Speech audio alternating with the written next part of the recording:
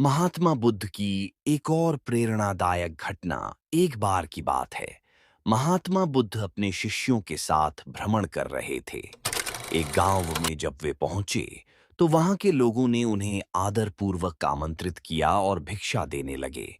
उसी गांव में एक स्त्री थी जो बुद्ध से द्वेष रखती थी।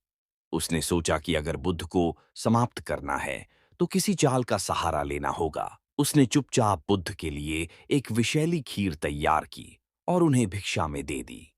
बुद्ध ने यातमन से उस खीर को हाथ में लिया, उसे देखा और मुस्कुराए। तभी एक सज्जन व्यक्ति, जिसे उस स्त्री की योजना का संदेह था, दौड़ता हुआ वहां आया और सबके सामने कह दिया कि यह खीर विषैली है। बुद्ध ने खीर को जमीन पर अर्पित कर दिया और कहा, जब भोजन में द्वेष, क्रोध और छल की भावना हो, तो वह भोजन शरीर नहीं, आत्मा को भी विषैला कर देता है। भिक्षा केवल अन्न नहीं, भावना भी होती है। यह सुनकर वह स्त्री बहुत शर्मिंदा हो गई और बुद्ध के चरणों में गिरकर रोने लगी। बुद्ध ने उसे माफ कर दिया और कहा, क्रोध का अंत क्षमा से होता है और अज्ञान का अंत ज्ञान से। आज से तुम अपने भीतर का प्रकाश खोजो। सीख।